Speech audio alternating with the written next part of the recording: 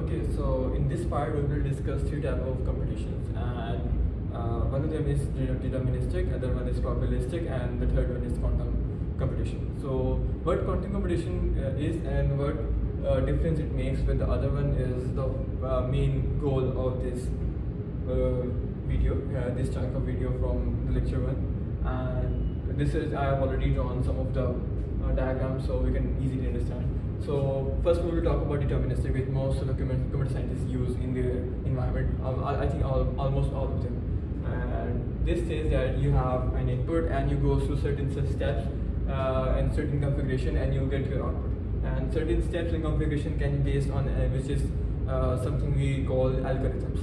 And you have an input, you have a starting point, you go through some steps of algorithms, you apply loops and you apply conditions, or you use different type of data structures to use your data into a useful way, and then you have a useful output. It actually goes through one point to another in a linear path, and you don't have different paths or multiple paths at the same time, so you have to follow this.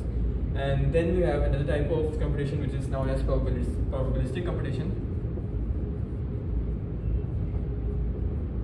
I think my spellings are wrong, but it doesn't matter. The main thing is that we understand it. So in probabilistic computation, we actually compute the probabilities for each input and for each stance and for each position, and then we get our output. So what computer scientists do is taking some of their problems in terms of complexity or in some of the polynomial problems. What we do here is we allow our computer or our hardware to randomly choose any option from multiple choices, but the one which is best, like any heuristic search or any kind of search which is used by AI to get the required output. So what we do here is we allow our system to go in multiple states, not multiple states, but see multiple states and choose the one which is the best. That's it. But it is also linear in terms of calculation and in terms of hardware. What we do is we give some input and we have certain sort of instructions here, and the algorithm sees that from all of these options or all of the four options, which one is the best. I am going to choose this one, and then it goes again, and then it goes again. And for the output, we compute every probability for every term. So we have this P plus P, and that's it. So this is the probabilistic one, but then comes the revolutionary part, and it's called quantum computation. It's not that revolutionary because people on Instagram or people on Instagram pages, like the main pages where people post about quantum computing stuff, have exaggerated a lot about quantum computing and that it will revolutionize the computing part and this and that. It actually will, but it will take a lot of time to have certain type of hardware. But if it actually does, it will actually give you a bit more than this probabilistic approach. So it's not a problem for some time, but it's a really big problem for cybersecurity field and other fields which are related to security. And this is the probabilistic part, and this is the quantum part. I will let you guys to think about it for a second, stop the video and think why it actually makes a difference, even though it does the same as a probabilistic approach. So the main thing here is that when you do quantum computation, you have a different sort of hardware, and what that hardware does is it allows you to go through multiple instances at once and allow you to perform interference at a big scale.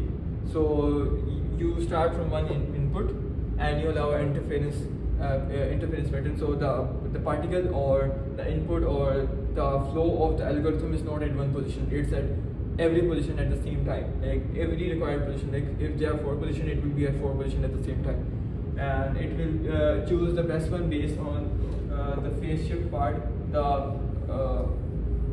what do we say this part? Interference part, sorry.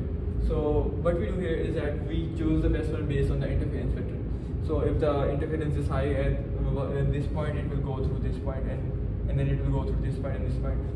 And the output we compute here from the probabilistic approach, it will be way different than this one. It can be bigger, it can be smaller, and it will actually help you choose a best answer or a more accurate answer if your quantum system is fault tolerant. We will also discuss what fault tolerant is and how can you decrease that.